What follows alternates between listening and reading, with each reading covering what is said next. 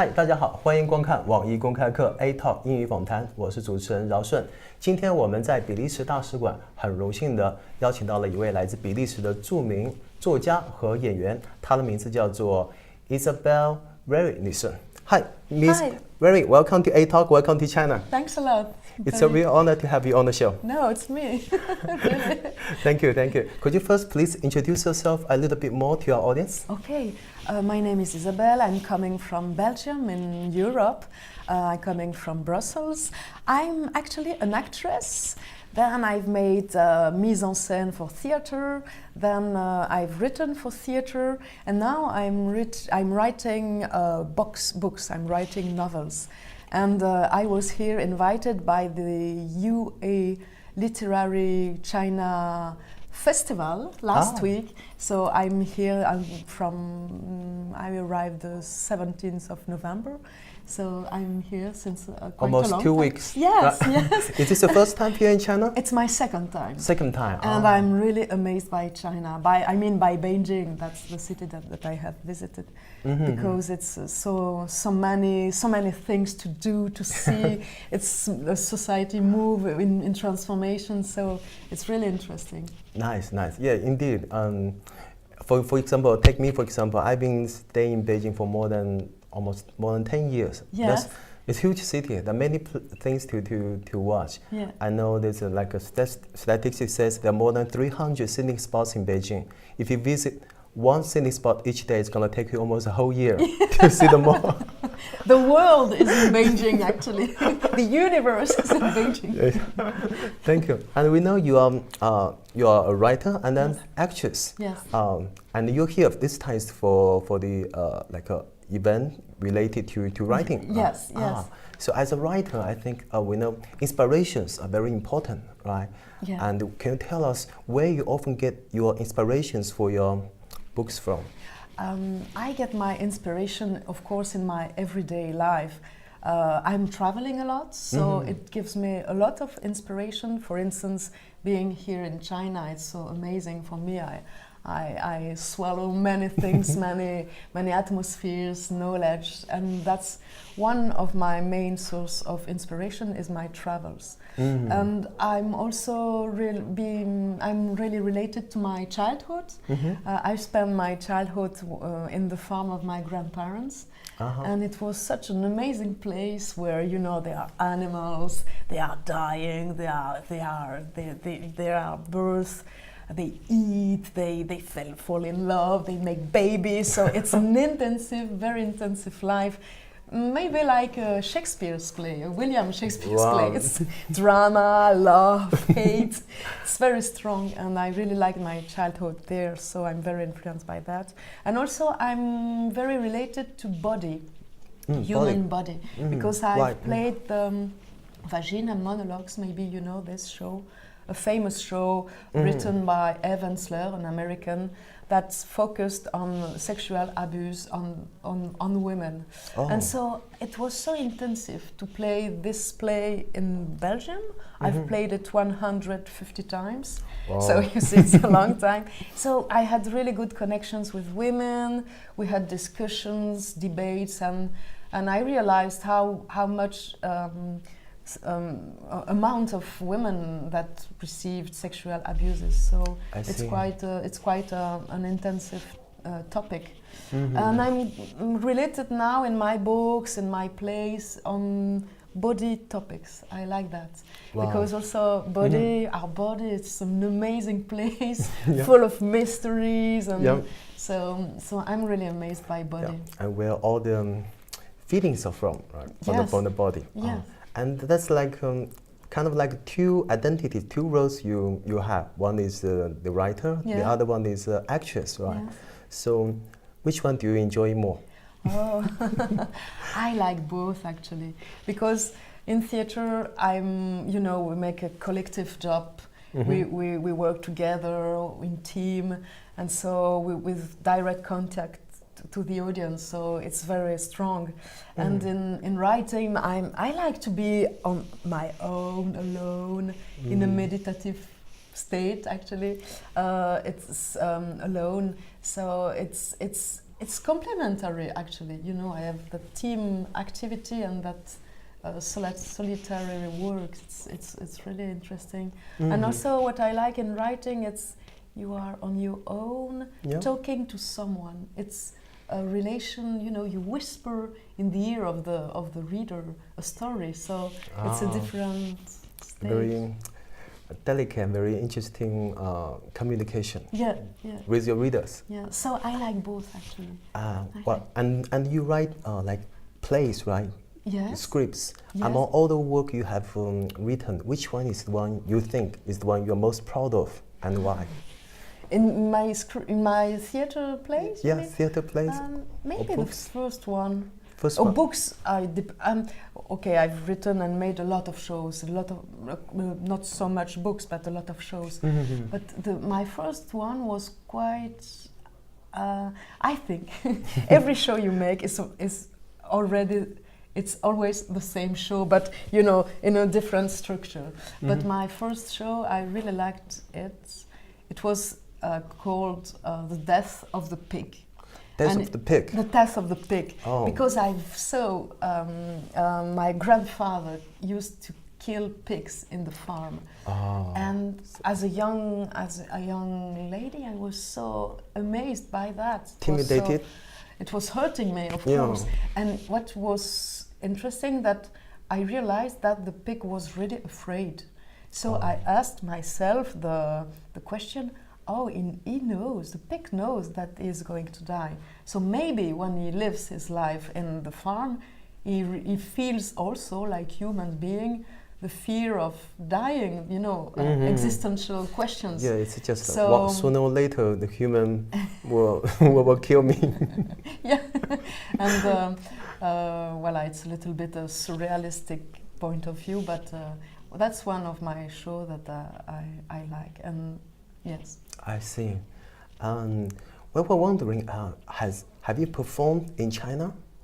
Any of the shows brought in China? No, not yet. Oh. I would like to. Yeah, we would love to get a chance to watch your show. Yeah, it sounds quite interesting. I've seen David Bowie in a Chengdu place, at the Bookworm in Chengdu. I sing David Bowie, the famous singer. A singer, yeah. Yeah, because I really love him, and I've made a show with his songs. Oh. I've sing one song, so it wasn't a show. It was. Well, we can't wait to watch that. Hopefully, you will get a chance to watch that someday. Yeah.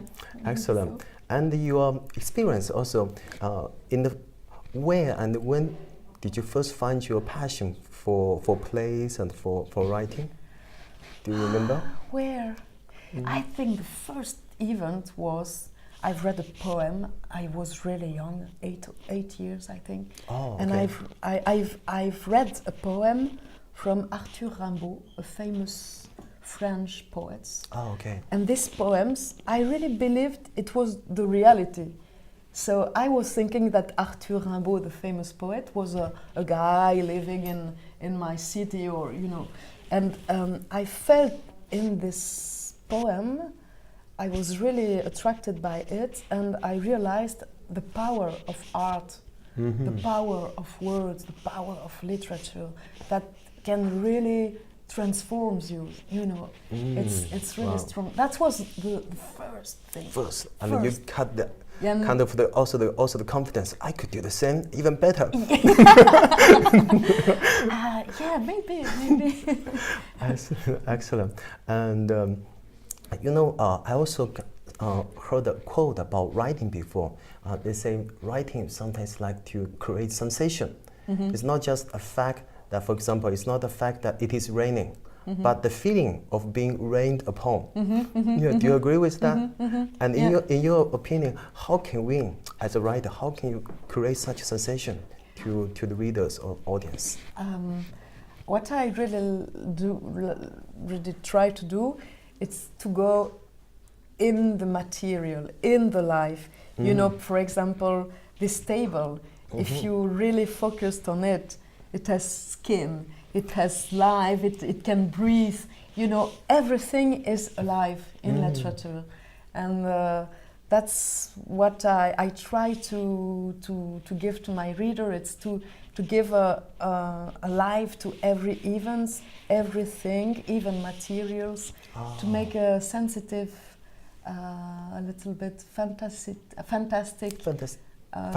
fantasy in reality, in everyday life, for example. Nice, nice, excellent. And you know, there are also many youngsters and also our audience. Lots of them are young people. Yes. They'd like to become writers and also actors or actors. Any advice you can give to them? Trust in you. we all get at least one talent, and but talent is not enough. You have to work and to work on it. If you want to be a writer, you have to write. You have to read. It's a job, really. But give a chance to your dreams. I would say give a chance in what you are. Yeah. Once you like it, give it a shot. Believe in yourself. Yeah, believe in yourself and work. Give you the opportunity to realize your dream. Oh, nice. Yeah. And also, have you ever had a writer's block when you're writing something? Actually, no. I have a Facebook page, but I think it's quite usual in China to have blogs as an author. Yeah, we have we have a mini blog. Mini blog. Yeah. That's it's not so frequent in Belgium, actually. What's frequent in Belgium? Facebook?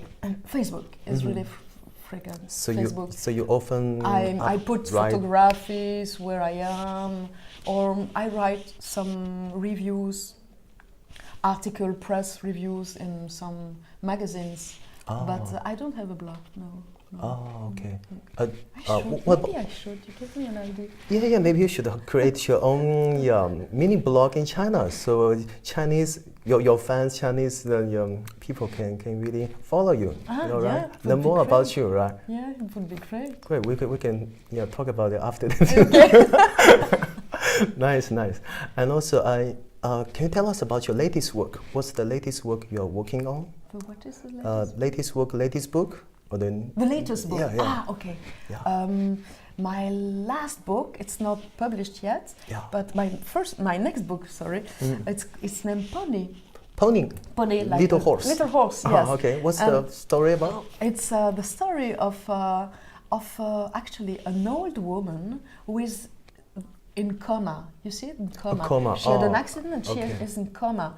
Wow. But her mind is still okay. So, not to become crazy, she begins to write the book that she will write when she will be out of this coma. So she's writing her story, and as a little girl, she at a certain point in her life, she stopped to grow.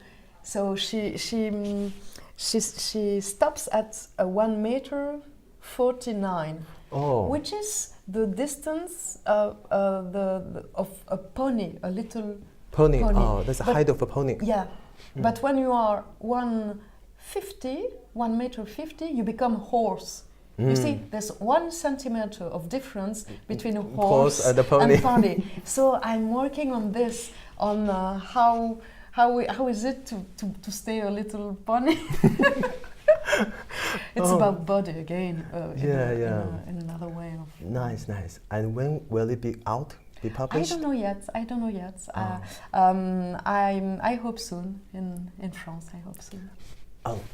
Again, can you tell us about the language? You wrote it in French or English? I write in French. But I'm translated in many languages, but not yet in Chinese. Okay. Hopefully, it will be really translated into Chinese or English. English is also quite acceptable here. Yeah. French as well. Yeah. But nice. I really would like to keep contact with China. It's an interesting country, interesting people. It's a society in transformation, and I'm really amazed by that. Thank you. And we'll follow your blog, mini blog, to find out when the book comes out, and we'll have the access to that. Oh, sure. Nice. Okay, before we finish up here, do you have any other words you would like to share with our audience? Other words? It's about my feelings of my stay in China this time. I was quite amazed by the amount of young people that were that came to our discussions and shows in the Bookworm, for example, Bookworm, and also in Chengdu. I was amazed of the number of young people that were interested in writing, in literature, asking questions, and reading books. And I think, wow, what's a live society, you know, it's future. That also shows how much Chinese people welcome you. Thanks. How much they like you. Okay. Excellent, excellent. Okay, thank you so much for taking the interview. We wish you a pleasant stay here in China. Thanks and looking forward to seeing you more. Thank you, it's my pleasure. Okay, see you next time. Bye bye.